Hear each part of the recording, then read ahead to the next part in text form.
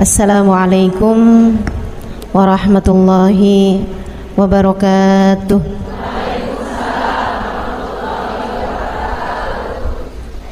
Alhamdulillah. Wassalatu wassalamu ala Rasulillah Muhammad ibn Abdillah wa ala alihi wa sahbihi wa man wala.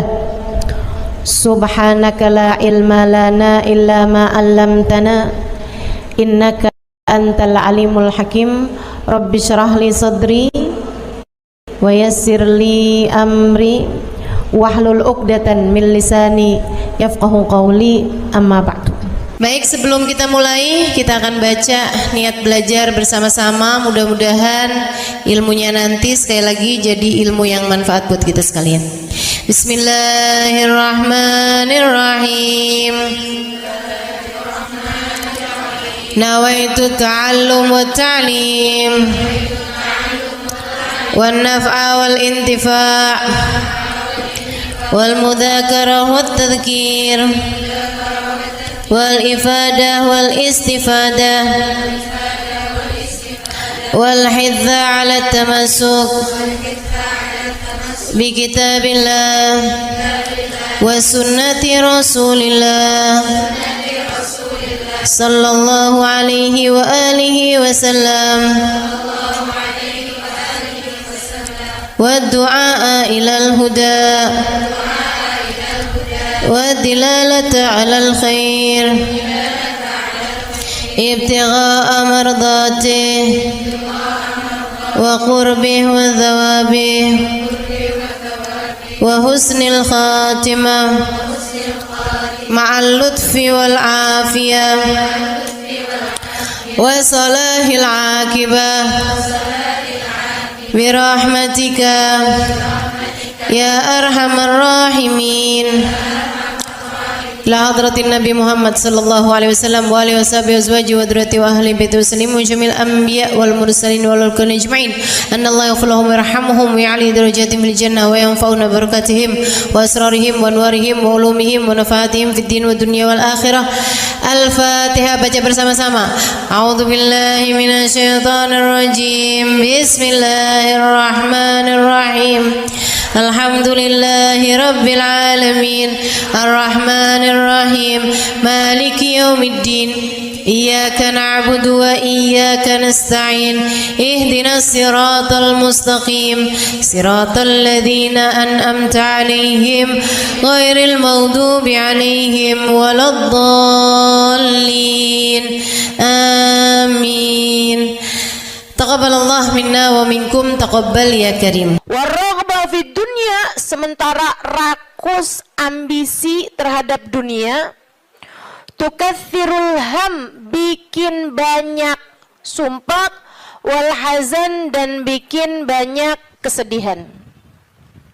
Bikin sedih badan kita, bikin sedih hati kita, bikin sumpek dan bikin akhirnya jadi berpenyakit ya badan kita ini.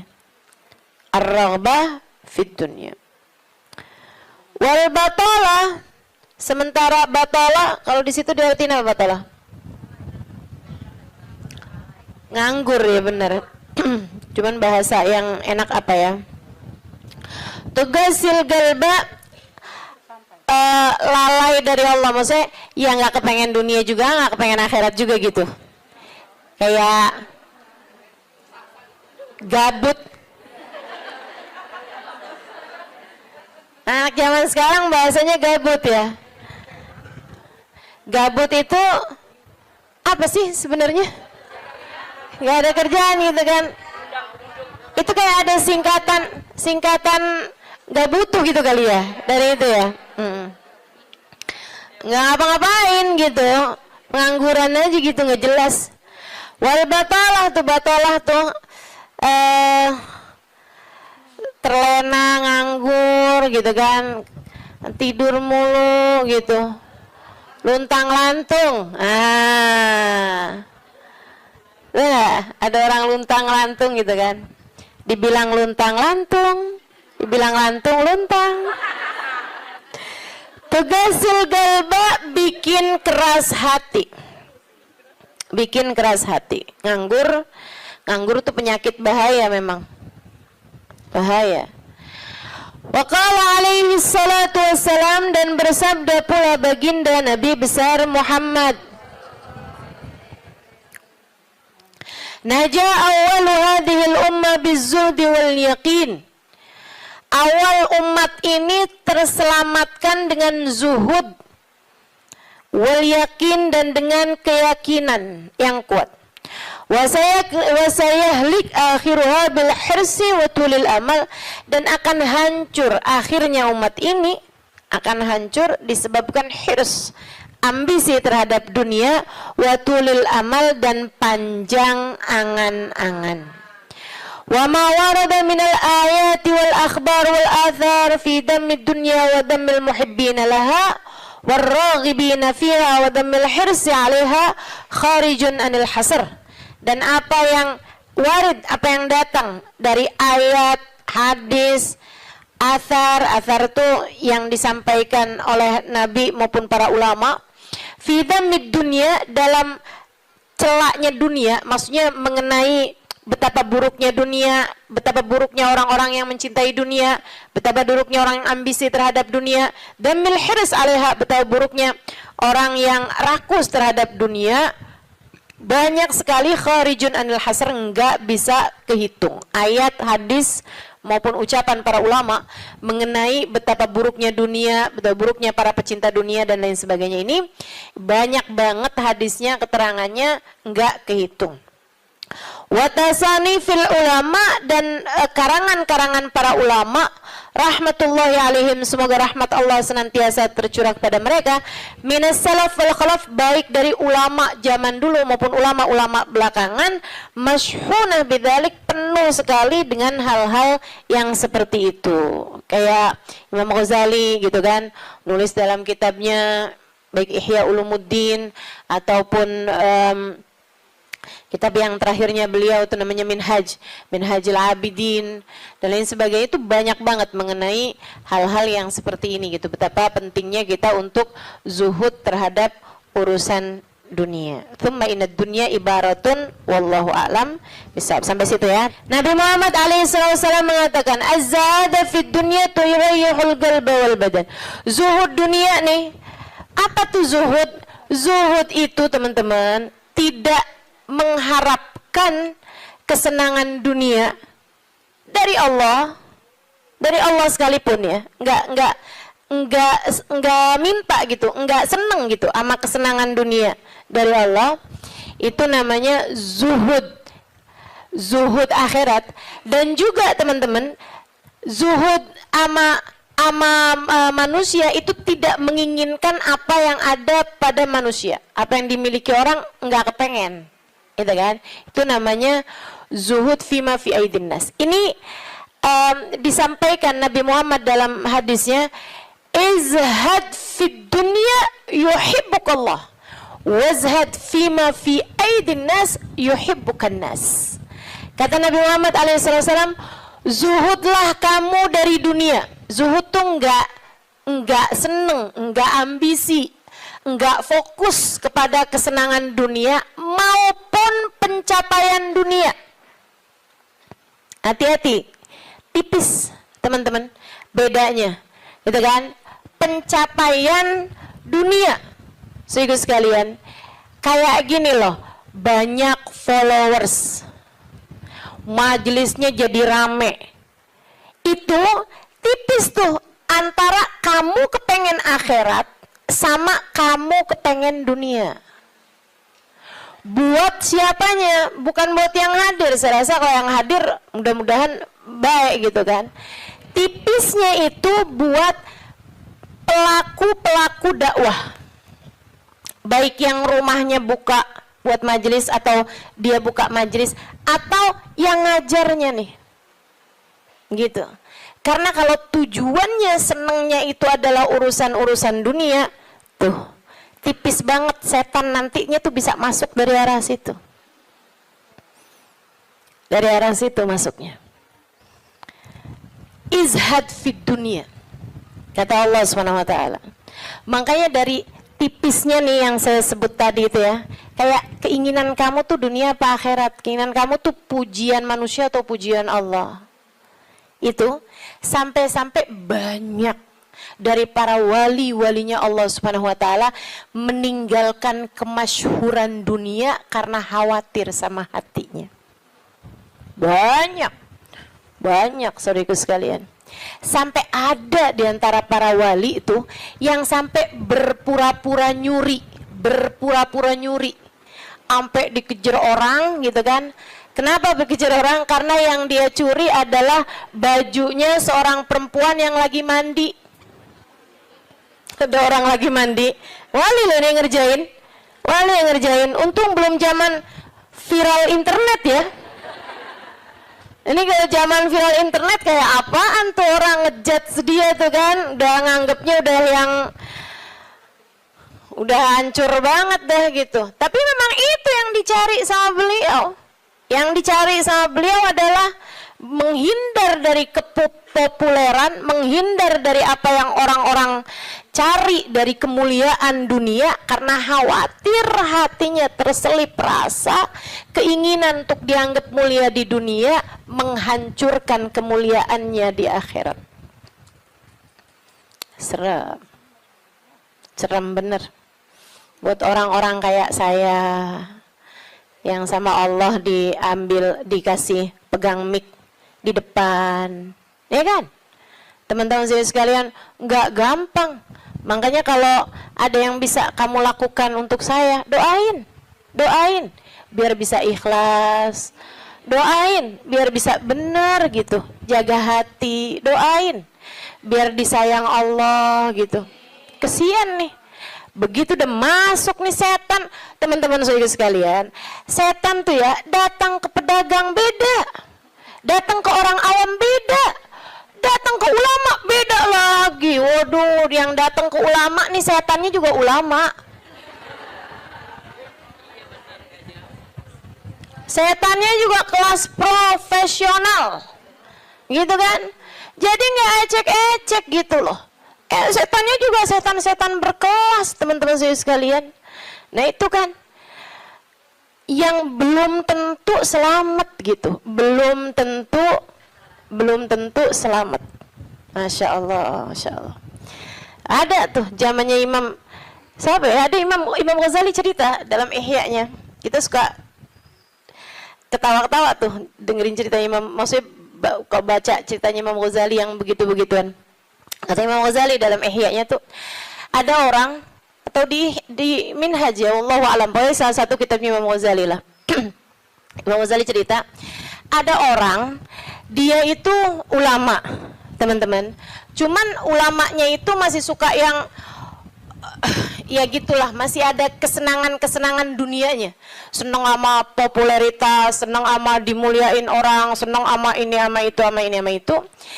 Ada satu ulama khomul, ulama yang lain nih, ulama yang nggak seneng namanya terkenal, nggak seneng, dia nggak seneng sama urusan begituan, urusannya antara dia sama Allah, tapi ilmunya luar biasa. Ulama yang kedua nih, ini ulama yang pertama nih, saya nggak inget namanya gitu ya, dua-duanya nih saya nggak inget namanya. Nah ulama yang pertama nih, dia lagi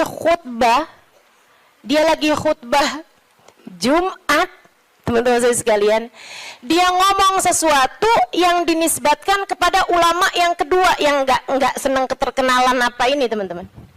Dia ngomong bahwa saya pernah dengar kayak, kan ada orang-orang itu ya Allah, mudah-mudahan Allah bersihkan hati kita semuanya nih ya.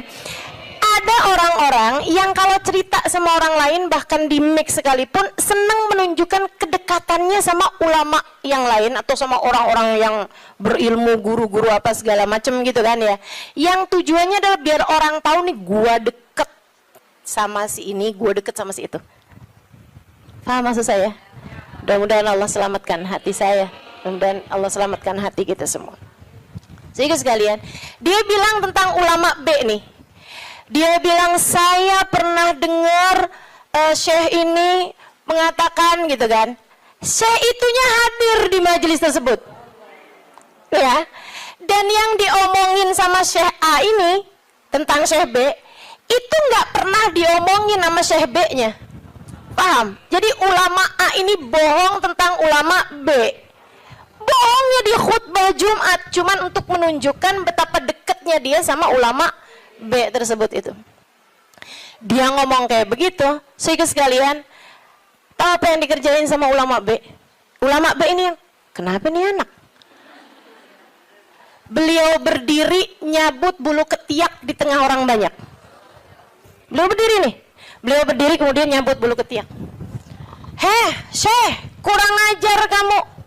Ini waktunya khutbah. Saya nggak pasti itu khutbah Jumat atau khutbah yang lain nih ya. Ala kulli hal, Syekh, ngapain kamu di waktunya khutbah? Kamu malah cabut bulu ketiak. Duduk Syekh, nggak punya adab. Kata Syekh B ini, kamu yang nggak punya adab nak. Kamu yang nggak punya adab Pak. Kenapa kamu mengingatkan saya untuk sesuatu hal yang sunnah? Nyabut bulu ketiak, kalau salah memang hari Jumat ya. Nyabut bulu ketiak hari Jumat hukumnya sunnah. Ala sunnah. Walimada astahi, dia bilang. Kenapa saya mesti malu? Kamu gak punya malu apa depan orang-orang kamu nyabut bulu ketiak? Bulu ketiak itu kan buat laki-laki sama laki-laki nggak aurat. Sesama perempuan aja nggak aurat. Bulu ketiak ya, maaf ya. Teman-teman sekalian, beliau bilang walimada astahi. Kenapa saya mesti malu? Ana ala haq wa anta alal batil. Saya mengerjakan barang hak, kamu mengerjakan barang batil. Dia bilang saya mengerjakan barang hak, nyabut bulu ketiak sunnah hari Jumat. Dia bilang kamu ala batil.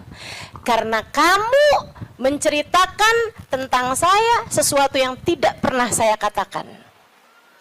Saya Syekh Fulan min Fulan, sebutin nama dia namanya. Ya Allah, merah padam mukanya. Seram teman-teman, seram. Ya gitulah. Kadang-kadang tuh sampai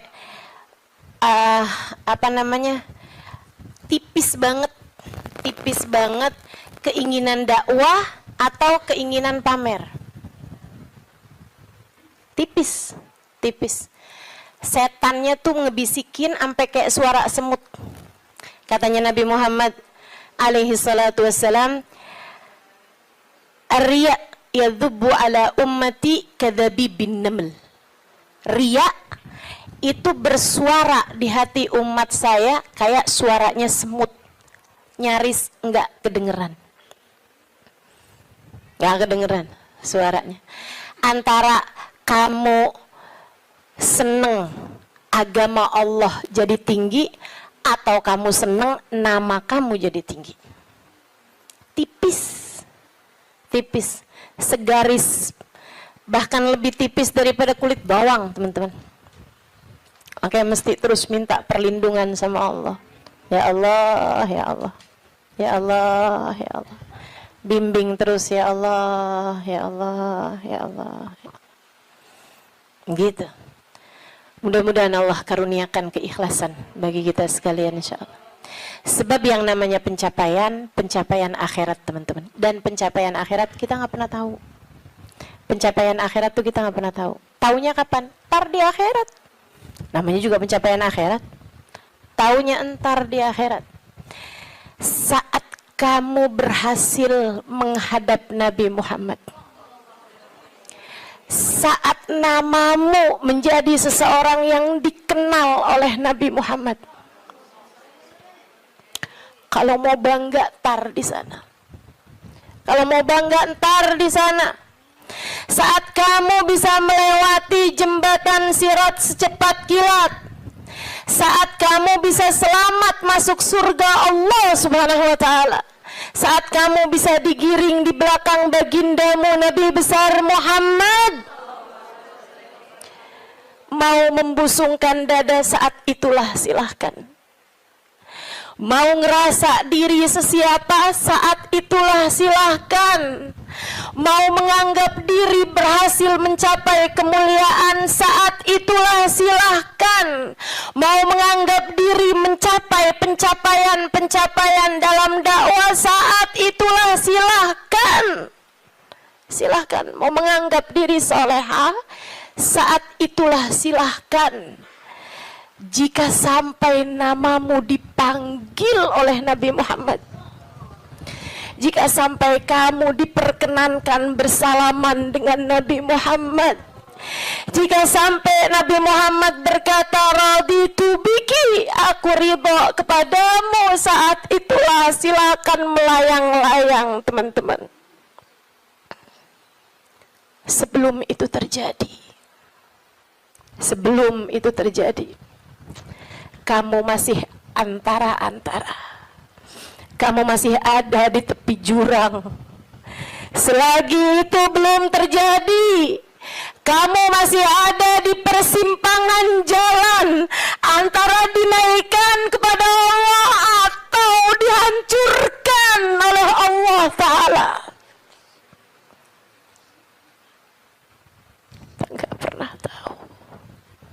Kita nggak pernah tahu.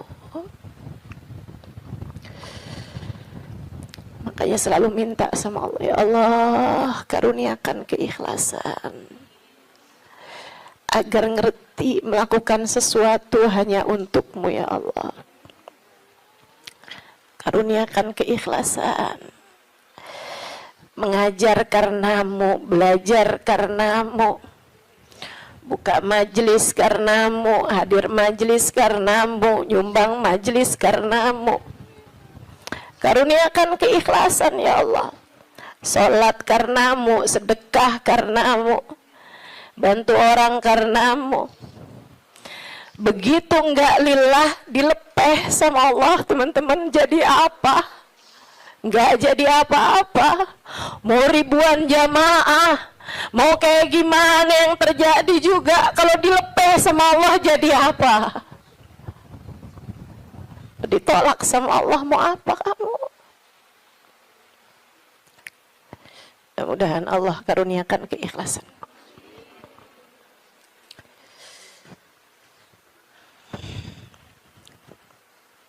Az-zahada fid dunya, zuhud di dunia, zuhud dunia, ngarepnya cuma Allah semata.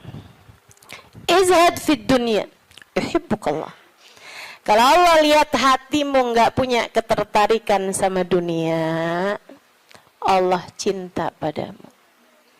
Gitu kata Nabi Muhammad. Hah? Hati kamu masih ngarep dunia nggak nih? Hati kamu masih ngarep harta, pandangan orang, jabatan, kemuliaan di mata manusia? Kamu masih fokus ke sana apa enggak gitu? Hati kamu masih fokus ke sana, jangan salahkan siapa-siapa. Kalau Allah pun juga belum fokus mengaruniakan rahmatnya kepadamu. Sebab aturannya jelas, kata Nabi Muhammad, izhad fid dunya yuhibbukallah. Bagaimana mungkin Allah akan menempati hatimu jika hatimu masih penuh sesak dengan selainnya? Teman-teman, kamu kalau mau taruhin di kamarmu itu lemari baru,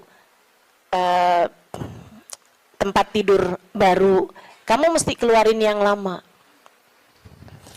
Kalau kamarmu itu masih banyak banget barang-barang lain, yang nggak mungkin yang baru bisa masuk ke dalam kamarmu. Kan begitu? Hati kamu juga gitu. Hati kamu juga gitu. Saudara sekalian yang saya muliakan, bagaimana mungkin Allah akan berkenan bertahta di hatimu jika hatimu selama ini masih penuh sesak dengan selainnya? Penuh sesak dengan selainnya, penuh sesak dengan anggapan orang, penuh sesak dengan cinta manusia. Yang kamu pikirin gimana biar suami tetap cinta padamu. Duh, kamu luar biasa. Siapa yang lagi di WhatsAppin sama suami, siapa yang lagi diteleponin sama suami, sekarang suami lagi di mana, sama siapakah, jangan-jangan dia sedang berada dalam pelukan perempuan yang lain. Waduh, bagaimana kamu berharap Allah bertahta dalam hatimu jika hatimu penuh sesak dengan selainnya? Teman-teman, keluarkan nya yang kecil-kecil agar nya yang besar berkenan bertahta di hatimu. Keluarin yang lain-lain. Keluarin perkara harta, perkara cinta manusia, pujian orang, semuanya keluarin.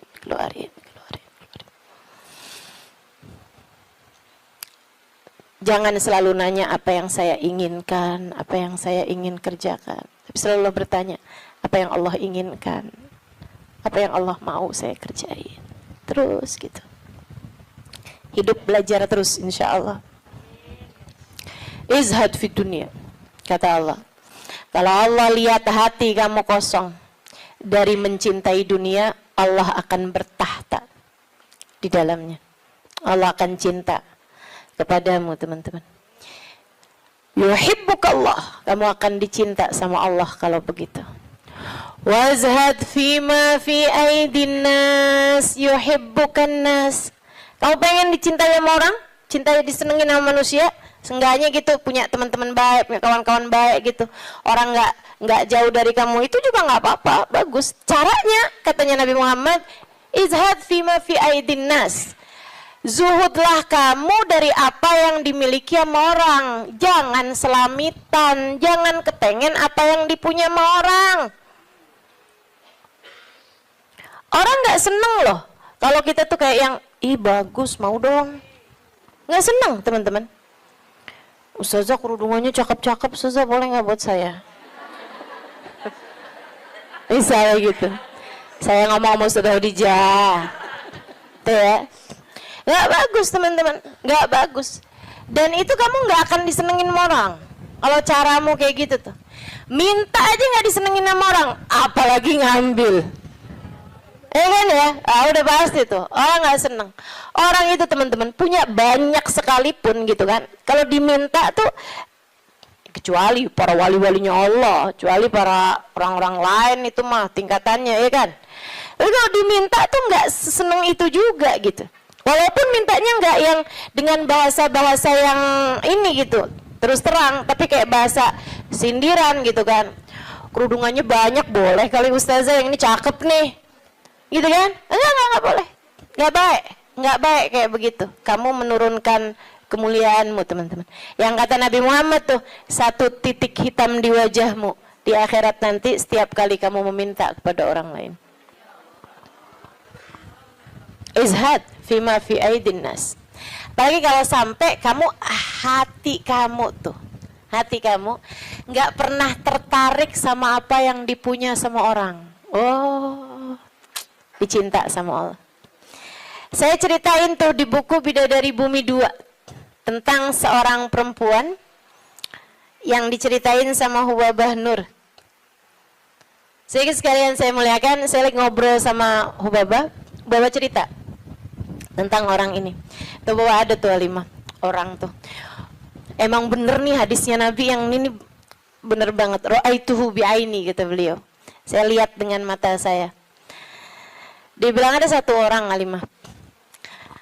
Itu beliau, si perempuan ini, saya bolak-balik ngelihat di undangan, di kondangan. Tuh ya, di pesta-pesta gitu, perkawinan kayak gitulah, kondangan-kondangan. Bajunya itu terus. Saya tahu kalau dia ini miskin karena bajunya itu terus, gitu kan? Orang di Tarim itu kalau keluar semuanya pakai baju hitam. Nah, kalau baju hitam kan susah nandainnya kan yang sama semua. Betul apa enggak? Sehingga sekalian saya muliakan, makanya saya suka heran gitu, Ustazah Halimah nih fashionable, apa namanya? Bener nggak ngomongnya? Lagi mana? Apa tadi?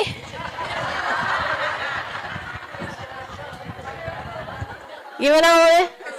Itu dah, pokoknya itu dah. Lah orang saya tiap hari pakai hitam. Begitu ya. Sehingga sekalian, nah ini kan kalau keluar mah agak susah ditandain karena kan semuanya hitam gitu. Tapi kan kalau pas kondangan tuh, orang sana itu kalau kondangan dalam ruangan semuanya perempuan, mereka dandan. Mereka pakai baju gitu kan. Pakai baju yang berwarna-warni, ya. Pakai baju warna-warni, nggak ada yang pakai baju hitam tuh, nggak ada yang pakai baju hitam. Saya waktu Enggak, dulunya nggak tahu gitu kan, saya pakai baju hitam aja gitu masuk. Buka. Waduh, gimana nih mau buka ya? Habisannya terus udah ngerti gitu lama-lama. Jadi teman-teman, kata Hubabah, orang ini kalau kondangan baju itu mulu. Akhirnya saya punya niat, kalau nanti saya keluarin baju, saya panggil tuh orang. Saya cari tahu dan dia nih rumahnya ini apa, keluarganya siapa gitu, saya paham, saya tahu tempatnya, karena Tarim tuh kecil, kota kecil, ya semua orang memang saling kenal sama lain.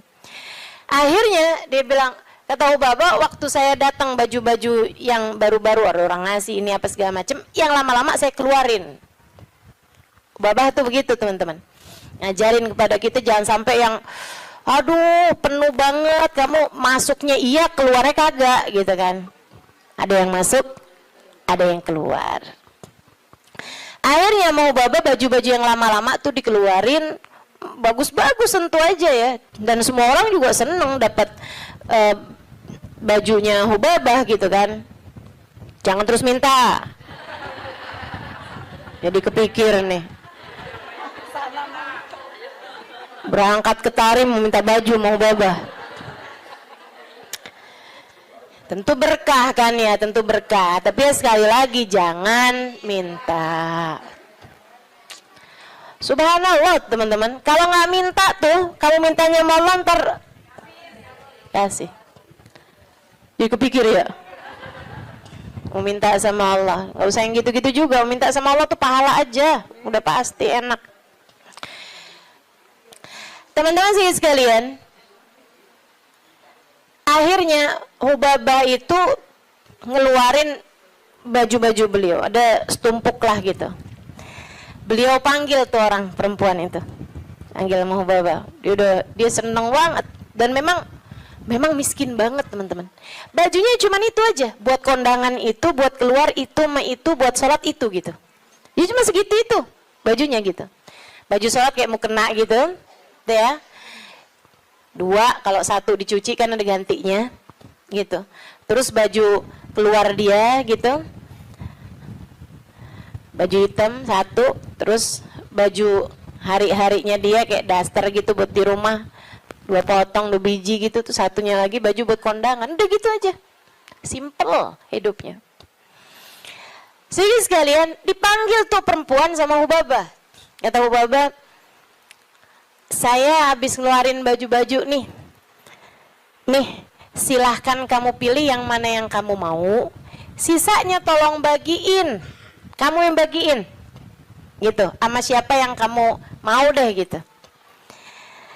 Di depan Hubabah nih, majelis nih, dia bilang, oh gitu Hubabah, Masya Allah Hubabah, Masya Allah, mudah-mudahan Allah berkahi Hubabah, mudah-mudahan doain panjang lebar gitu.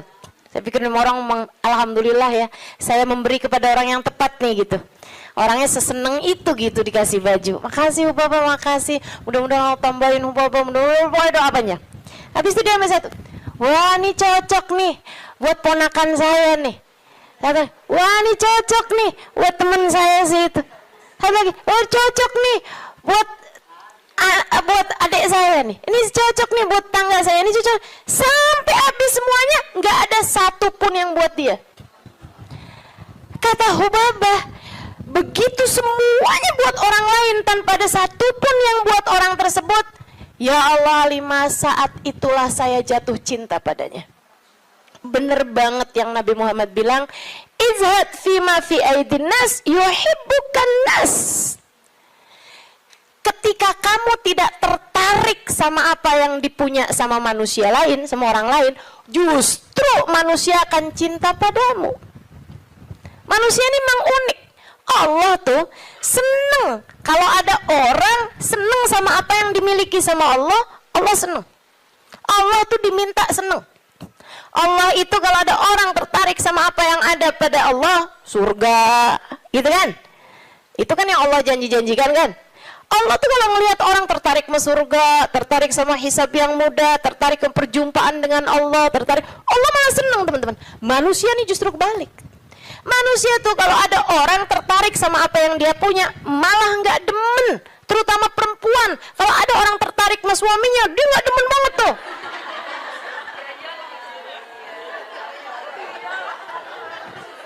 Ya kan Mang, saya kan lagi bilang Allah kan nggak gitu. Allah punya kekasih namanya Muhammad. Kalau ada orang tertarik sama Nabi Muhammad, Allah seneng banget, Allah cinta banget, ya kan? Tapi kita kan nggak gitu. Kita punya tas, kalau ada orang tertarik sama tas kita, boleh dong. Nggak demen kita, betul? Kita lagi makan nih, terus ada yang kayaknya enak tuh yang di piring, boleh nggak perkedelnya buat saya aja? Gedek apa seneng? Gedek, teman-teman, nggak seneng, kesel kita. Gitu, emang manusia tuh kayak gitu. Sama apa yang dia punya, orang lain tertarik, dia nggak senang, dia nggak senang. So itu sekalian yang saya muliakan, katanya Ubabah, begitu dia tidak tertarik sama apa yang saya punya, bahkan sama sesuatu yang udah saya bagiin, udah saya kasih sama dia, dia nggak tertarik terhadap dunia, saya jatuh cinta sama dia. Masya Allah. Saya langsung masuk lagi ke kamar, saya ambil baju yang saya sayangi, yang saya sukai, saya lipat bagus-bagus, saya kasihin sama dia, saya bilang yang ini untuk kamu, saya minta tolong sama kamu, pakailah baju ini buat kamu, saya nyari berkah dari kamu, saya pengen dapat berkah kamu, tolong pakailah baju saya ini untuk kamu. Ubabahnya sampai tolong-tolong sama dia. Masya Allah. Tuh saudariku sekalian, orang tuh bisa mulia kayak gitu tuh. Jadi yang memuliakanmu tuh bukan harta, sebagaimana yang sering saya sampaikan padamu. Kemuliaanmu tidak ada pada harta, kemuliaanmu tidak ada pada tahta, jabatan, kemuliaanmu tidak ada pada rupa, kecantikan, enggak gitu ya. Kemuliaanmu tidak ada bahkan pada ilmu, kemuliaanmu tidak ada pada ibadahmu juga enggak. Teman-teman saya sekalian, ibadah mah kita kerjain aja, tapi bukan berarti kamu udah ibadah terus kamu jadi mulia, enggak gitu juga. Kemuliaanmu ada pada Allah Subhanahu wa ta'ala. Allah berikan kepada siapapun yang dia kehendaki. Makanya nyari mulia, deketi Allah, deketi Allah. Mudah-mudahan kita tidak dihalangkan untuk bisa dekat dengan Allah Subhanahu wa ta'ala. Itu zuhud, teman-teman, suatu hal yang perlu banget buat kita minta. Ya, katanya Imam Ghazali, kalau buat zuhud kayak zuhudnya orang-orang dulu, kayak zuhudnya para sahabat, oh kamu nggak sanggup tuh, kamu nggak sanggup. Menjadikan semuanya buat Allah, kayak yang saya ceritain kemarin tentang Syaiban Ar-Ra'i. Semua kambing milik Allah Subhanahu wa ta'ala, dimauin sama Allah, kita kasihin, begitu kan? Kita nggak benar-benar punya, katanya Syaiban.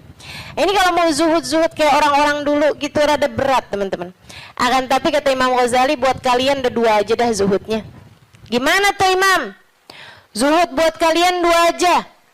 Yang nggak punya jangan tertarik, yang nggak punya jangan minta, jangan tertarik, jangan nggak ada urusan, gitu ya. Sama yang barang yang kita nggak punya, sama perkara yang kita nggak punya, kamu nggak usah minta, kamu nggak usah tertarik.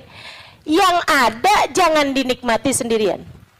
Dunia yang kamu punya jangan dinikmati sendirian, bagi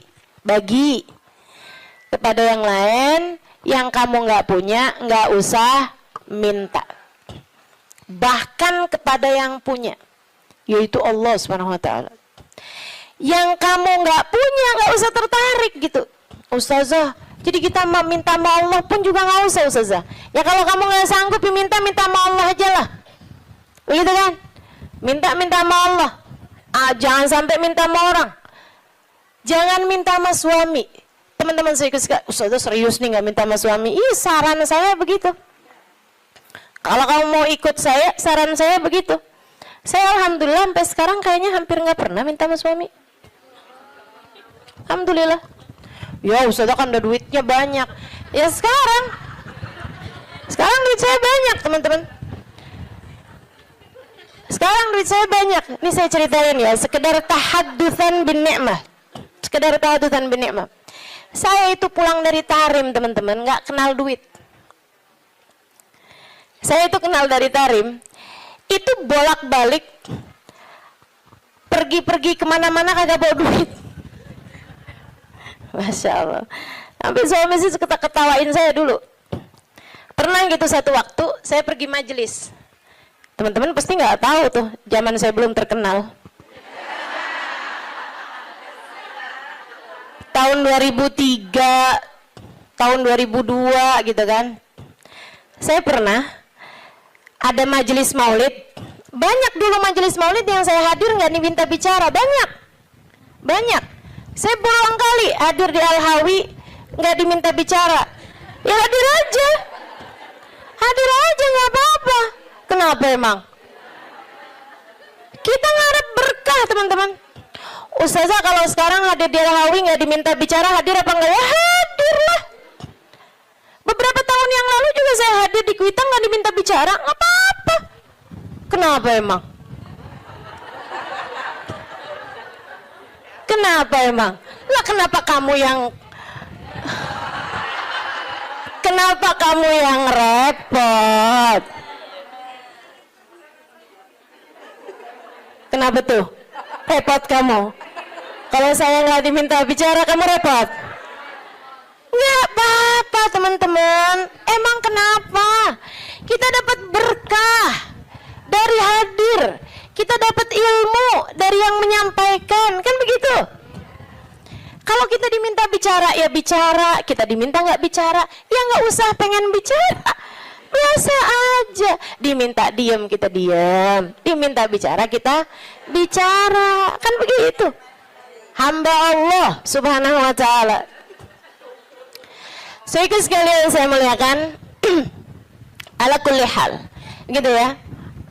Enggak, saya cuma mau bilang aja, maksudnya bahwa yang sekarang kamu kenal itu dulunya juga nggak dikenal, kan begitu ya. Sekarang Habib Umar bin Hafid misalnya gitu, siapa orang nggak kenal sama Habib Umar bin Hafid, ya kan? Apakah pernah ada masanya Habib Umar nggak dikenal? Banyak, panjang masanya Habib Umar juga nggak dikenal, gitu. Jadi biasa-biasa aja. Yang masalah itu adalah rasa hati kita. Ini memang nih kelas-kelasnya ulama yang nggak kenal istilah star syndrome. Mudah-mudahan Allah karuniakan teman-teman. Untuk orang-orang semacam saya ini mudah-mudahan Allah karuniakan. Jangan sampai tuh kena penyakit yang namanya star syndrome ya. Kayak, tahu kan maksud saya? Ini sekali lagi tahadutsan bin ni'mah ya. Meskipun tuh waktu saya sebut star syndrome tuh ada juga tuh nenek-nenek di sini nggak ngerti. Tapi dia mau nanya bingung kan? Nggak usah dipikirin melulun, nggak usah. Iya. Sehingga sekalian, jadi tuh karena saya belum tahu tempat-tempat di Jakarta, itu dulu awal kali saya datang ke sini dari pulang dari Hadramaut itu ada banyak majelis yang dianterinya sama suami saya. Suami saya nganterin tuh. Begitu ya. Jadi kalau ada orang, Ustazah ini kemana-mana nggak pernah dianterin sama suami, saya akan jawab, udah pernah.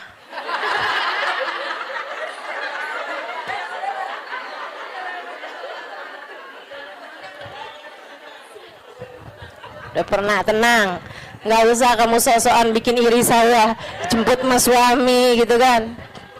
Sampai di saat nggak dijemput sama suami sekalipun, turun dari Gojek salim. Gara-gara kebiasaan dianterin sama suami.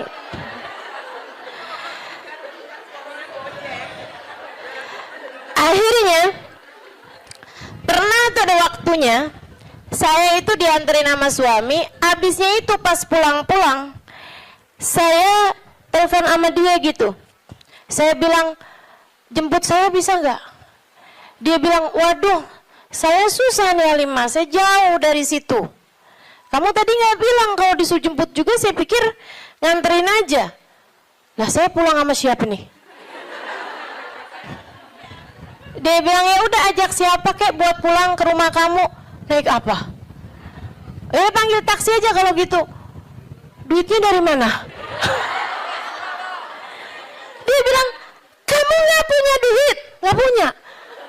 Astagfirullah. Dia bilang, saya kawin sama siapa ini? Nggak ngerti duit. Masya Allah, Masya Allah. Sehingga sekalian, jadi cerita aja gitu.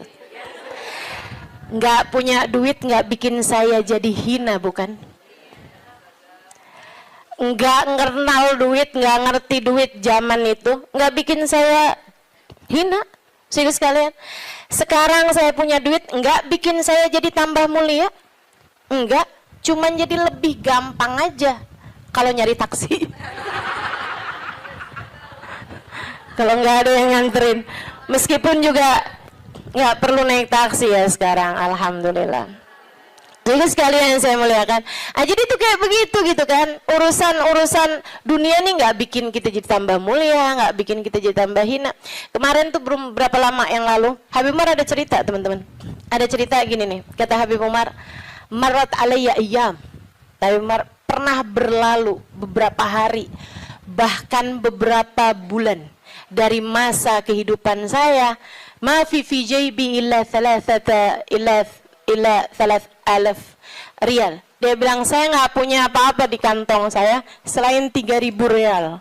3.000 rial sama dengan 15.000 duit kita. Main di ghairah. Saya nggak punya selain daripada itu, kata Habib Umar. Cuma 15.000 perak tuh. Berhari-hari, berminggu-minggu, berbulan-bulan. Kata Habib Umar bin Hafid, apakah berkurang kemuliaan seseorang karena nggak punya duit? Apakah berkurang nilai saya gara-gara cuman punya 15.000 itu? Nggak berkurang. Dunia, teman-teman, tidak memuliakan seseorang. Habib Umar, saya saksinya. Hubabah Nur, Habib Umar, yang ada seberapa dikeluarin, ya udah dikeluarin gitu. Ada tamu-tamu, berapa puluh orang, berapa ratus orang gitu kan. Yang ada pun punya, keluarin. Itu nggak ada hitung-hitungan sama urusan duit. Hubabah Nur itu, teman-teman saya sekalian, karim banget, dermawan banget. Beliau itu bahkan kan tinggal di kota Tarim, orangnya miskin-miskin. Banyak di antara mereka tuh yang kayak melahirkan gitu kan, terus nikah apa segala macem, itu pada nggak punya duit. Mereka itu di kota Tarim kalau nggak punya duit, datangnya ke Hubabah Nur. Hubabah Nur kasih kepada mereka. Sehingga sekalian yang saya muliakan, sampai Hubabah Nur nih ceritain, bukan Hubabah tentu saja ya, cerita orang yang khidmah di rumahnya Hubabah. Itu teman-teman saya sekalian, sampai punya stok di dapur beliau, atinya kambing, atinya unta gitu ya, itu beliau stokin di freezernya beliau. Buat siapa? Buat perempuan Tarim yang melahirkan nggak punya duit biar bisa makan yang bergizi. Pikirin sama Hubabah. Ya Hubabah setiap kali ini gitu, ada uang, ntar beli ini, beli itu, beli ini, beli itu. Yang dipikirin orang mulu tuh, subhanallah, subhanallah. Itu orang mulia, emang mulia teman-teman. Orang mulia itu emang orang mulia. Tuh Hubabah Nur, orang mulia. Baik, kita doain panjang umur, sehat badannya. Karena kita ini masih belum sanggup ditinggalin sama beliau. Saya terutamanya, nggak sanggup saya. Bayangin Hubabah nggak ada gitu, bayangin Habib Umar nggak ada gitu. Ya Allah, mudah-mudahan Allah panjangkan umur beliau insya Allah. La ilaha illallah. Tuh, yang ada dibagi, yang nggak ada nggak usah dicari, ya kan? Yang nggak ada nggak usah dicari, nggak usah tertarik, nggak usah minta bahkan sama suami. Saran saya gitu. Nggak usah minta sama suami, jangan sandarkan rezekimu sama suamimu, jangan. Makanya kalau doa urusan rezeki itu teman-teman, nggak usah gini loh, ya Allah banyakin rezekinya suamiku ya Allah gitu, biar bisa ngasih aku gitu. Jangan teman-teman, doa aja, ya Allah karuniakan rezeki kepadaku atau kepada kami deh gitu. Nggak usah kamu sandarkan rezeki kamu tuh sama suami, walaupun yang kerja suami. Karena itu namanya ngatur rezekinya yang dari Allah tuh kayak harus lewat suami gitu. Padahal kan nggak kayak gitu. Tapi kan selama ini kayak gitu. Yaudah doain dia, doain kamu juga gitu.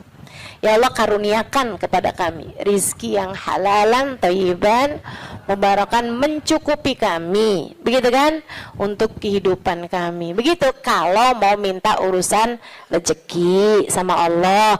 Meskipun para ulama-ulama yang zuhud-zuhud minta sama Allah aja enggak, teman-teman.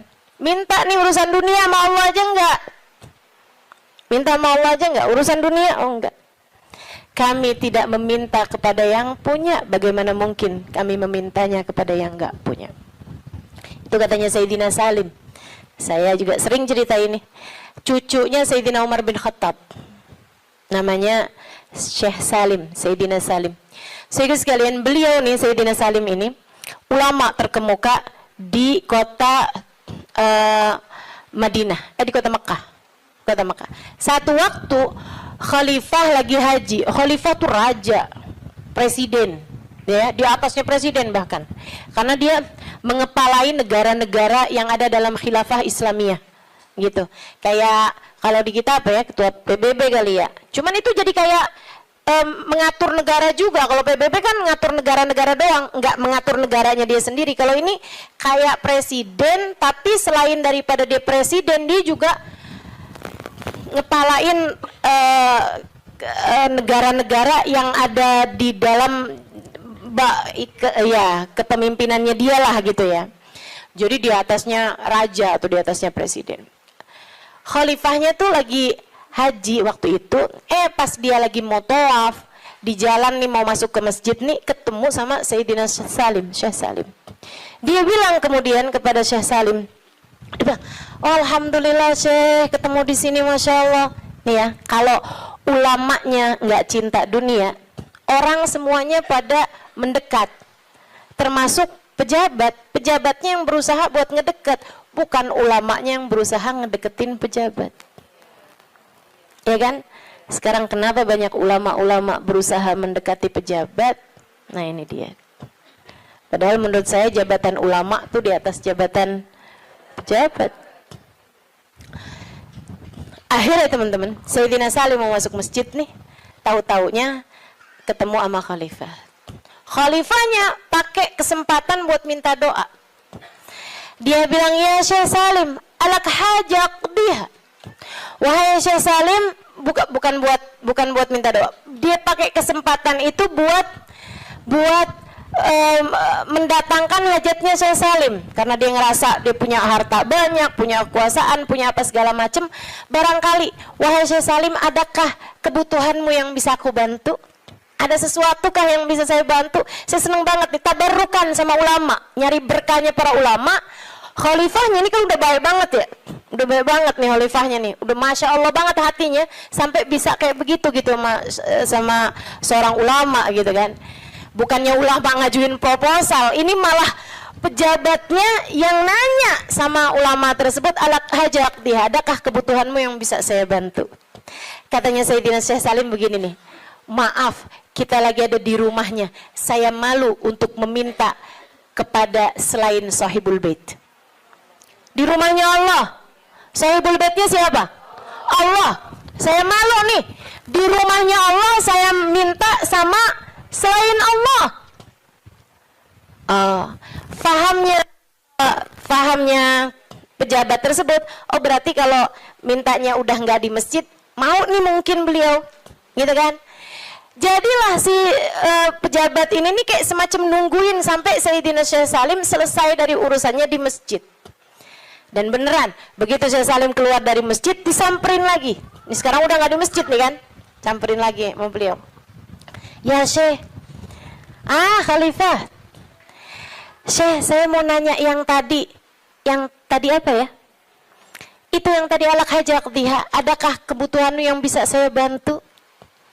Katanya Sayyidina Syekh Salim, ta'ni bi hajati dunia wa hajatil akhirah. Maksud kamu hajat dunia atau hajat akhirat?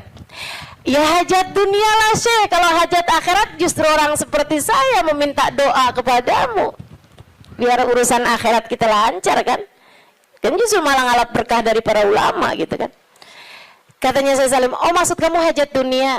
Maaf, kalau urusannya hajat dunia, saya selama ini tidak pernah minta kepada yang punya. Bagaimana mungkin saya meminta kepada yang enggak punya? Yang punya dunia siapa? Allah. Saya malu buat minta dunia sama Allah. Bagaimana mungkin saya minta dunia kepada yang tidak memilikinya, yaitu kamu sebagai manusia. Manusia mau suami kamu, mau anak kamu, mau saudara kamu, semuanya sama. Sama-sama tukang makan rejeki. Tidak ada di antara mereka yang memberi rejeki. Yang memberi rejeki cuma satu, namanya Allah. Kalau kamu harus minta dunia, mintanya sama Allah. Kalau kamu harus minta dunia, ya, kalau kamu harus minta dunia, mintanya sama Allah. Bahkan para kasih Allah, mereka minta sama Allah pun enggak urusan dunia. Mintanya urusan apa? Mintanya urusan kebersihan hati. Mintanya urusan kelezatan ibadah. Mintanya urusan kehusyuan sholat. Mintanya urusan keikhlasan berbuat. Mintanya selamat hidup dunia, selamat hidup akhirat. Mintanya husnul khatimah. Mintanya tetap iman Islam. Mintanya rahmat. Mintanya syafaat. Dan lebih daripada itu semua, mereka minta cinta. Mereka minta cinta. Cinta kepada Allah, cinta kepada Rasulullah. Mereka minta Allah mencintai mereka. Mereka minta Rasulullah mencintai mereka. Itu hal-hal besar untuk kita minta kepada sang pemilik segalanya, teman-teman. Minta itu sesuatu yang gak bisa kebeli pakai duit. Itu gede, barang berharga. Kalau sesuatu yang masih bisa kebeli pakai duit, itu barang yang gak seberapa berkelas, teman-teman. Ya kan? Barang yang gak seberapa berkelas gitu. Mudah-mudahan Allah karuniakan. Itu katanya beliau seperti itu. Wallahu a'lam bishawab. Alhamdulillah. Wassalatu wassalamu ala Rasulillah Muhammad ibn Abdillah wa ala alihi wa sahbihi wa man walah. Subhanaka la ilma lana illa ma 'allamtana innaka antal alimul hakim. Rabbi shrah li sadri wa yassir li amri wahlul 'uqdatan min lisani yafqahu qawli. Amma ba'du. Alhamdulillah, sama-sama kita hormati, kita muliakan keluarga besar dari At-Tarisi At-Thayyibah, Habib Mustafa, Teh Ela beserta segenap keluarganya. Kita doakan semoga senantiasa dalam rahmat ridha Allah Subhanahu wa taala. Panjangkan umurnya, disehatkan badannya, dimudahkan urusannya, dimurahkan rizkinya, senantiasa dalam pandangan kasih sayang Allah Subhanahu wa taala. Para hubabah, para syarifah, para pimpinan pondok pesantren, pimpinan majelis ta'lim, para ustadzah yang mudah-mudahan semuanya dicintai Allah Subhanahu wa taala, disayang Allah Subhanahu wa taala, serta tentu saja semua yang hadir di majelis ini, baik ibu-ibu, kakak-kakak, adik-adik, anak-anak, yang semoga semuanya disayang Allah, dicinta Allah, dibahagiakan Allah.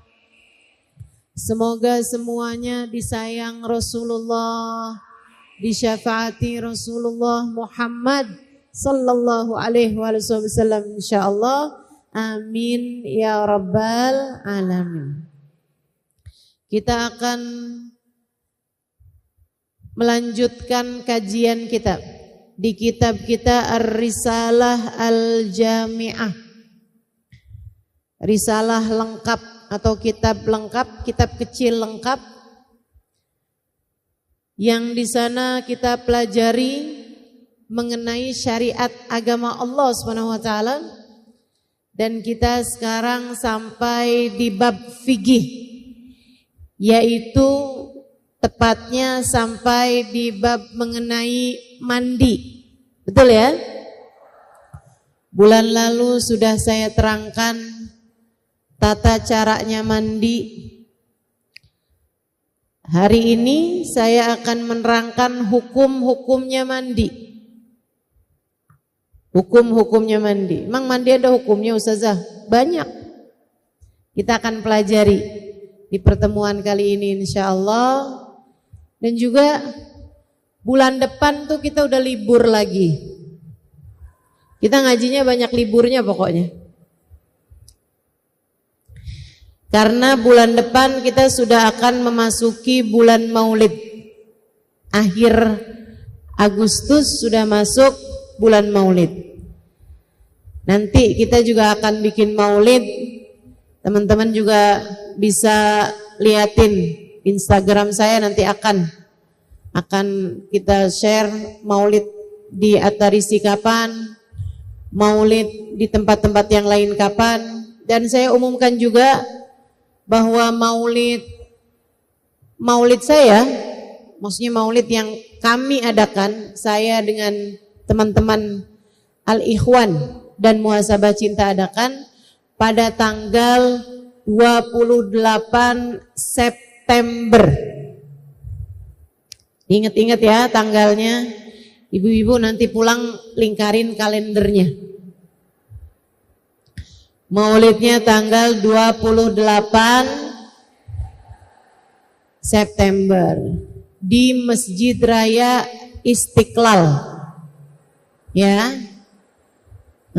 Masjidnya gede sih. Tapi jangan datang kesiangan.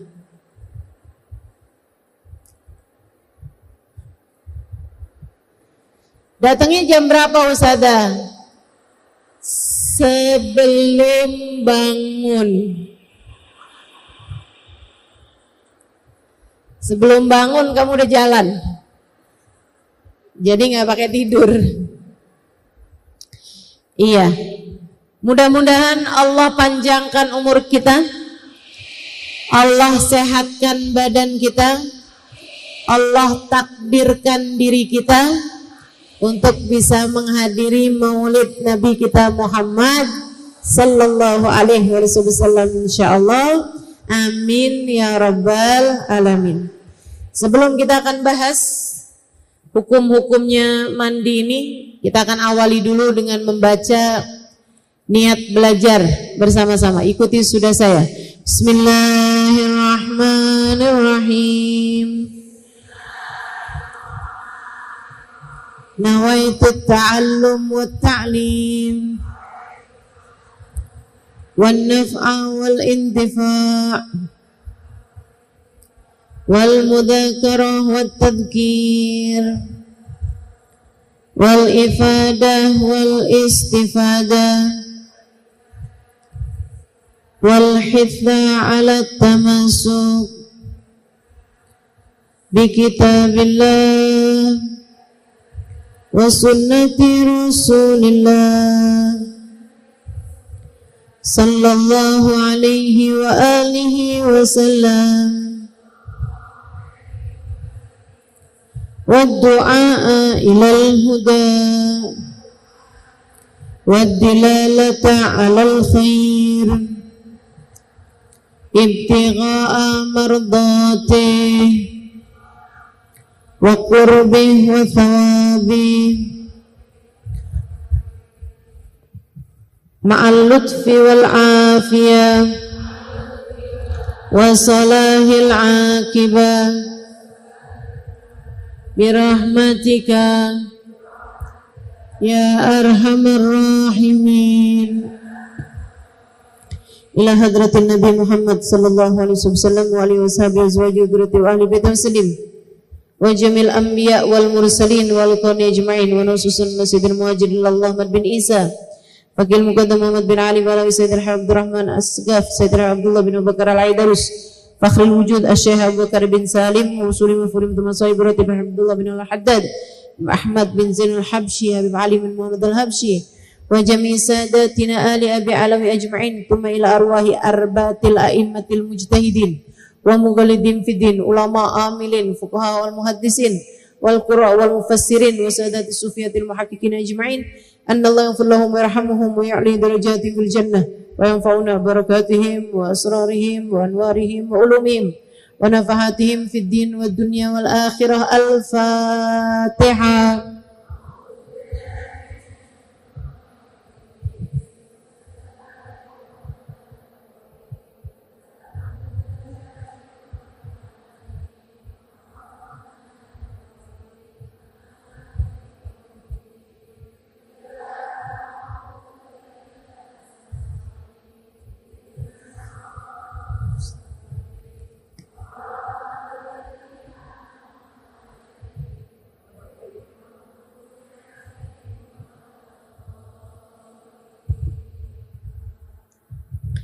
Bismillahirrahmanirrahim. Kita berada di bab mandi. Katanya sahibul kitab, wa in kana alaihi janabah min mujama'ah aw khuruji mani binaumin aw ghairih lazimahu ghuslu jami'i badanih ma'aniyati raf'il janabah. Siapa yang menanggung janabat karena hubungan intim suami istri, au khuruji maniyin, atau karena keluarnya mani. Keluarnya mani ini binaumin, sebab mimpi, banyakan laki-laki ya, tapi perempuan juga ada. Au ghairihi, atau selain dari mimpi, lazimahu ghuslu jami'i badani, maka mandi wajib, terutamanya sesudah haid atau sesudah nifas. Ini kita perempuan sering terjadi, mandi wajib kita adalah karena sesuci dari haid ataupun nifas.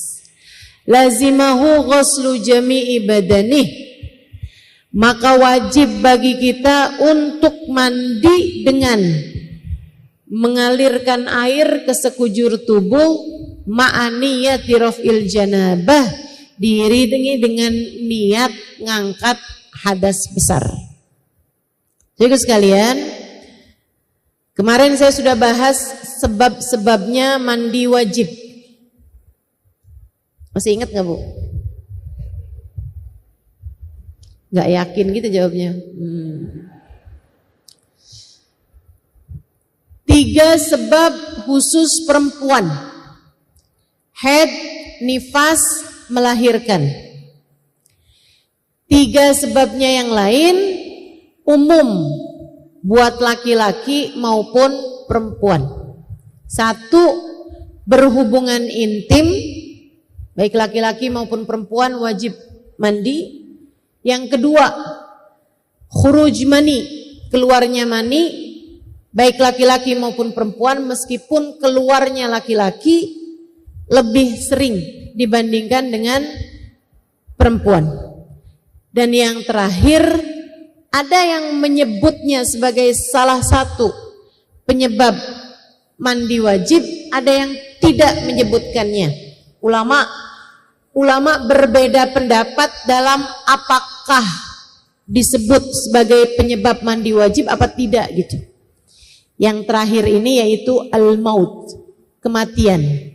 Orang kalau mati wajib mandi. Masalahnya bukan dia yang mandi. Serem kalau dia yang mandi. Dia meninggal dunia, buruan mandi gih. Lah orang mati. Yang mandikan adalah orang-orang yang hidup. Gitu ya. Itu. Kalau kamu terkena salah satu dari 5 sebab yang tadi itu, haid, nifas, melahirkan, dengan catatan melahirkan ini kalau tidak bersambung dengan nifas. Tapi kalau nyambung sama nifas, nggak wajib mandi juga. Nggak wajib mandi. Mandinya nanti aja. Kapan aja kamu mandi boleh. Jadi jangan menyiksa orang yang habis melahirkan. Sebab kebanyakan orang kalau habis melahirkan itu Bu, nyambung sama nifas. Langsung keluar darah, nyambung terus sampai maksudnya sampai nifas berhari-hari. Kamu nggak usah paksain, buruan mandi habis melahirkan, hukumnya wajib. Kalau dia nyambung sama nifas, hukumnya tidak diwajibkan untuk mandi. Mandi wiladahnya itu gugur kalau nyambung sama nifas. Nah, mandi wiladah di sini wajib kalau tidak bersambung dengan nifas. Ada Bu, orang yang habis melahirkan nggak langsung keluar darah. Darah melahirkan iya, tapi habis itu nggak keluar darah kayak haid, nifas gitu nggak. Berhenti darahnya. 2 hari kemudian baru keluar nifas. Nah kalau kayak begitu, itu maka waktu habis melahirkan dia diwajibkan untuk mandi. Gitu ya. Bahkan seperti yang saya nggak ingat saya ceritakan apa enggak, Sayyidah Fatimah Zahra itu ibu-ibu sekalian, nifasnya hanya majjah. Hanya ketika melahirkan beliau keluar darah sekaligus nifas, habis itu berhenti. Tidak sampai menghalangi waktu sholat beliau. Sayyidah Fatimah keluar darah nifasnya sangat sebentar. Hanya beberapa jam saja, bahkan tidak menghalangi sholat beliau.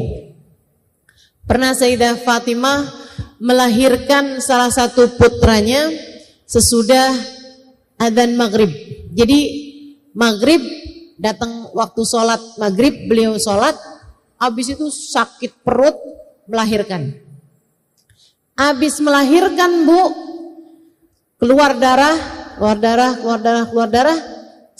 jam kemudian berhenti darahnya, sudah tidak keluar lagi.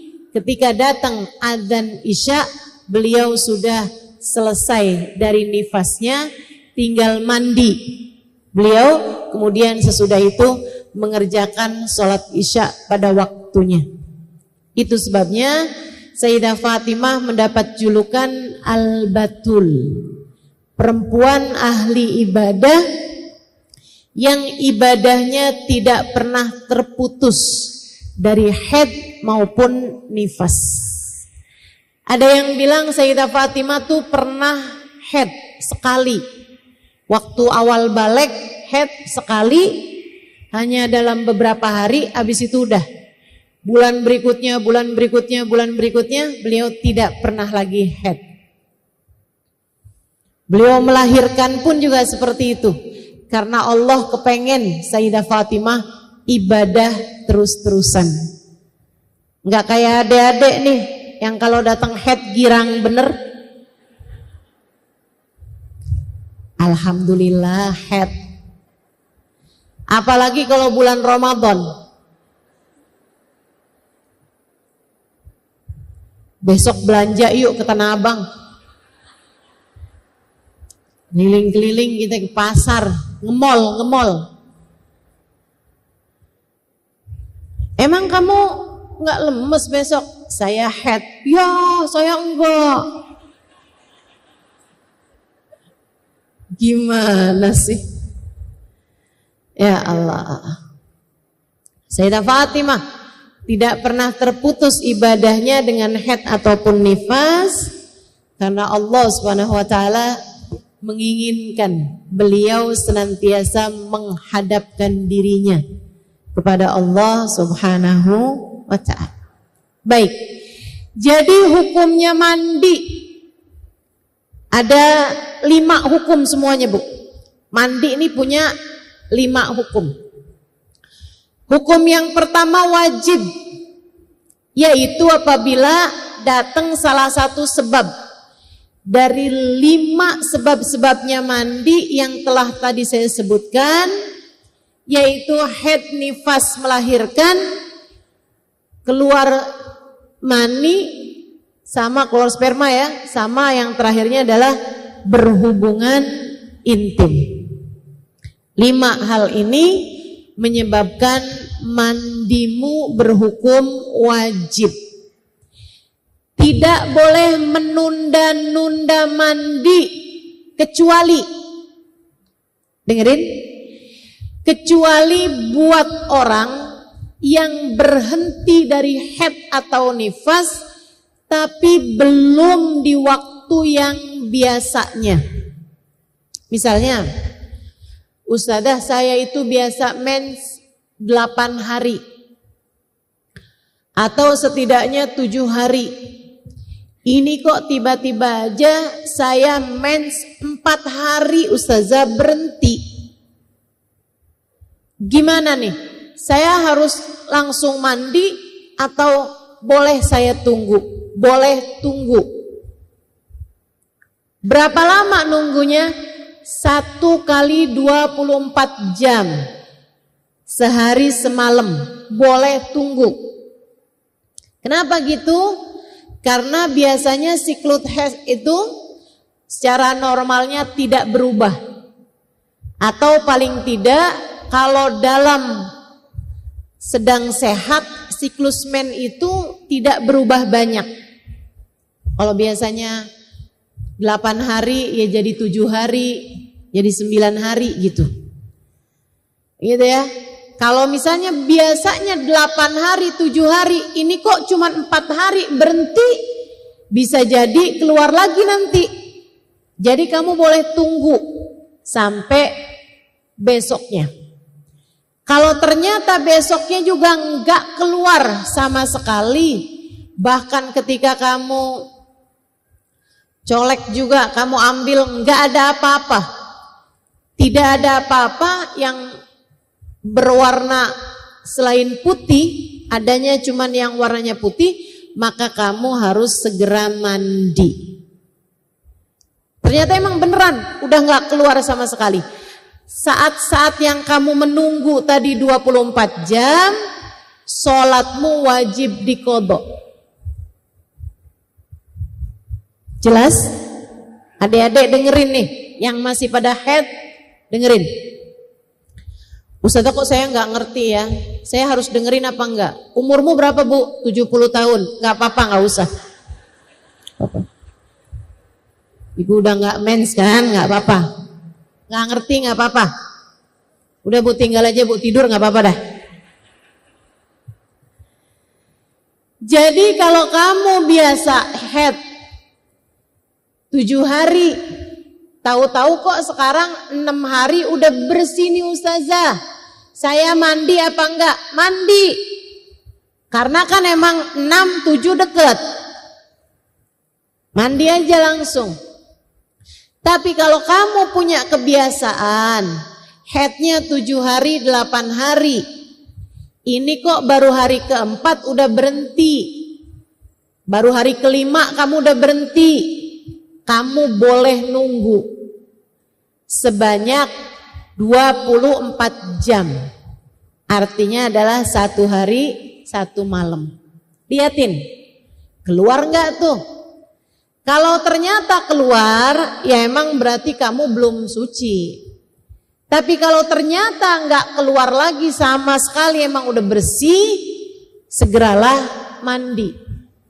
Nah, kalau ternyata kamu memang enggak keluar sama sekali lagi sesudah itu, artinya memang mensmu ternyata cuma 5 hari, berarti hari yang kamu menunggu 24 jam itu wajib kamu qodho, karena sebenarnya kamu sudah wajib sholat.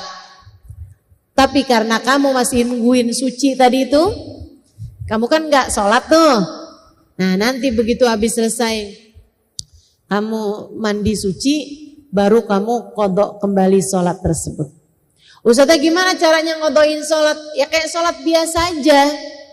Cuman niatnya gantinya adaan menjadi qadhaan. Dari kemarin sebenarnya udah suci, tapi karena nggak biasa head sebentar, jadi kamu nungguin nih sampai duhur hari ini. Begitu habis selesai mandi, kamu sholatin duhur. Kamu sholatin duhur yang kemarin. Kamu sholatin asar. Sebelum kamu sholat asar, kamu sholatin asar yang kemarin. Kamu sholatin maghrib, kamu sholatin maghrib yang kemarin. Kamu sholatin isya, kamu sholatin isya yang kemarin. Kamu sholat subuh, sebelum itu kamu sholat subuh yang kemarin. Ustazah ada yang sesudah, ada yang sebelum. Iya, yang asar sama yang subuh, kalau kamu mau qadhainlah sebelum sholat fardu yang jam itu, yang hari itu. Tapi kalau duhur, maghrib, isya, nah itu kerjakan sesudah sholat fardu. Kenapa gitu? Sebab ada hadisnya Nabi Muhammad, la sholata ba'dal fajr, sholat fardunya. Jelas? Jelas? Kalau kamu biasa, saya head biasanya 8 hari. Ini udah 7 hari setengah. Udah gak keluar, saya mandi apa enggak? Ya mandi. Tapi kan bisa aja nanti keluar lagi Ustazah. Ya kalau keluar lagi ya mandi lagi. Kamu harus mandi, gak boleh nunggu. Boleh kata Ustazah 24 jam. Itu buat yang keluar darahnya lebih sedikit daripada biasanya. Jelas ya? Kalau memang udah seperti biasanya ya langsung mandi. Tidak boleh menunda-nunda. Hati-hati sama menunda-nunda sholat. Kenapa begitu? Khawatir masuk dalam firman Allah Subhanahu wa taala, A'udzu billahi minasyaitonir rajim. Fawailul lil musallin alladzina hum an salatihim sahun. Celakalah orang-orang yang sholat. Wah, sholat kok celaka? Alladzina hum an salatihim sahun, yaitu mereka yang suka melalaikan, menunda-nunda, entar-antaran, kali-kali keluar lagi mensnya. Tuh termasuk diantaranya. Celaka orang yang suka menunda-nunda waktunya suci. Kalau memang sudah suci haidmu, kalau memang sudah suci nifasmu, segeralah mandi dan segeralah sholat.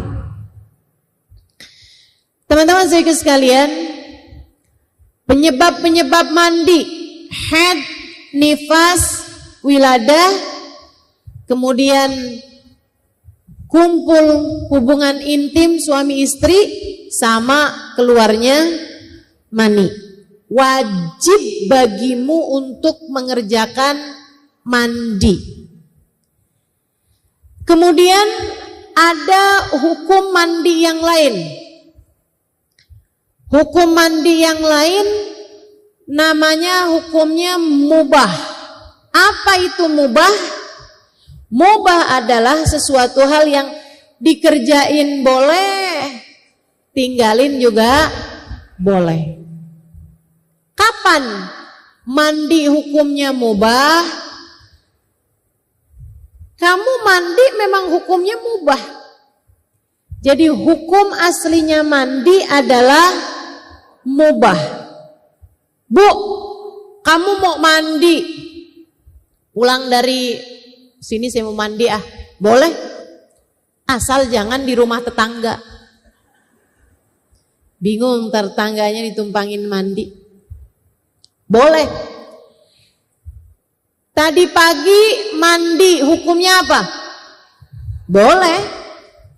Nggak mandi hukumnya apa? Boleh.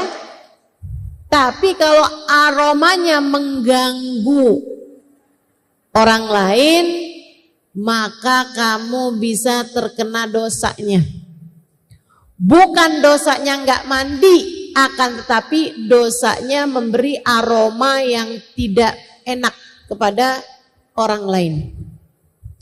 Bu, saya pernah tinggal di negeri Arab hampir 5 tahun. Ya Bu ya, jauh lebih panas daripada Indonesia. Jauh. Kalau lagi musim panasnya itu bisa sampai 50 derajat Celcius. Udah biasa saya 5 tahun. Tapi Bu, panasnya negeri Arab itu nggak keringetan kayak kita. Karena mereka itu udaranya kering. Sementara kita ini udaranya lembab. Gitu. Jadi di sana walaupun panas tapi enggak keringetan.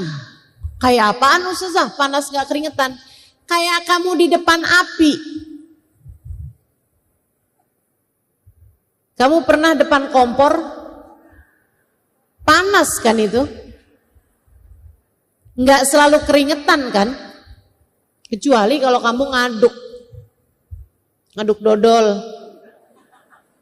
Keringetan. Keringetannya ngaduknya itu keringetan karena olahraga. Atau kalau kayak kamu lagi demam. Itu kan panas tapi nggak keringetan. Nanti kalau udah demamnya sembuh biasanya keluar keringet dingin. Ya kan? Itu malah udah nggak panas, kamu malah dingin. Nah, kayak gitu tuh di sana. Makanya Bu, orang Arab itu enggak perlu sering-sering mandi, berbeda sama orang kita. Makanya ibu-ibu orang bule itu jarang-jarang mandi. Kenapa? Negeri mereka itu kering. Negeri kita ini Bu enggak bisa dah enggak mandi, enggak bisa. Yang enggak mandi jangan hadir majelis dah. Saya saranin. Ya, apalagi udah 2 hari nggak ada air nih di rumah saya. Tapi saya kepengen hadir majelis. Yaudah dah, saya datang aja ya. Jangan dah. Jangan. Terganggu sebelah kesian. Gitu kan? Saudaraku sekalian yang saya muliakan, Nabi bahkan pernah mengeluarkan seorang sahabat dari masjid hanya karena mulutnya bau bawang mentah. Jadi dia habis makan makanan ada bawang mentahnya. Mulutnya itu aromanya mengganggu. Orang kalau ada deket dia gak enak gitu. Jadinya Nabi pernah ada tahu seorang sahabat mulutnya aromanya gak enak. Sama Nabi disamperin kemudian diminta untuk keluar dari masjid. Kecuali jika aroma mulutnya sudah kembali segar. Bawang nih Bu, bukan jengkol, bukan pete, ya Bu ya. Ustazah, sekarang ini Ustazah nggak repot Ustazah. Kalau kita habis makan pete gampang ngilanginnya. Gimana? Makan jengkol. Mulut kita hilang bau peteknya Ustazah, ganti sama aja ya. Jangan mengganggu orang lain dengan aroma yang tidak sedap dari tubuh kita. Keringetan, baunya nggak jelas, nggak boleh gangguin orang lain, nggak boleh. Teman-teman sekalian, Ustazah, saya sih insya Allah enggak ya Ustazah. Cuman gimana cara negur orang yang apa sih istilahnya itu? Iya itulah ya. Gimana cara negurnya Ustazah? Tegur aja Bu, nggak apa-apa. Tapi jangan depan-depan orang. Kasih hadiah, deodoran, gitu kan? Coba deh. Saya juga dulu gitu. Tapi ini apa namanya? Ketika pakai ini nih enak nih buat ngilangin bau badan nih. Pakai deh, gitu. Bulan depannya dia bilang abis tuh yang kemarin boleh lagi gak? Gak terdiri ya. Masya Allah. Kata Nabi Muhammad, liyamur sab'ata ayyam falyattaqillah falyamussu jasada ahadikumul ma'. Apabila berlalu 6-7 hari, kata Nabi, apabila berlalu 7 hari, hendaklah kalian bertakwa kepada Allah, kulit kalian harus tersentuh air, yaitu dengan mandi. Jadi kalau di negeri Arab Bu, minimal yang diajarkan Nabi Muhammad, minimal banget deh, minimal banget. Itu seminggu sekali. Tapi sekali lagi, itu di negeri Arab. Ibu jangan bilang, Allah, di negeri Arab yang panas gitu aja 7 hari baru wajib mandi. Kita kan gak sepanas itu. Salah Bu, di negeri Arab itu enggak keringetan. Panas tapi tidak berkeringat. Bismillahirrahmanirrahim. Thumma alam rahimakallah anna taubata laysat hiya qalil abad bilisani astaghfirullah wa atubu ilaih min ghairi nadmin bil qalbi wa min ghairi ikla'in anid dzambi. Saya baca dulu depannya biar kita sambungannya enak. Kemudian ketahuilah olehmu, semoga Allah merahmatimu, bahwasanya taubat itu bukan hanya sekedar ucapan seorang hamba, aku minta ampun sama Allah, astagfirullah, astagfirullah, astagfirullah, wa atubu ilaih, aku taubat sama Allah. Bukan hanya sekedar itu, min ghairi nadmin bil qalbi, tanpa ada penyesalan dalam hati. Min ghairi nadamin bil qalbi, tanpa adanya rasa penyesalan, namanya bukan taubat. Wa min ghairil igla' anid dzambi, dan bukan yang tanpa ninggalin dosa tersebut. Wih, cowok ganteng banget ya, astagfirullah, astagfirullah, astagfirullah, astagfirullah.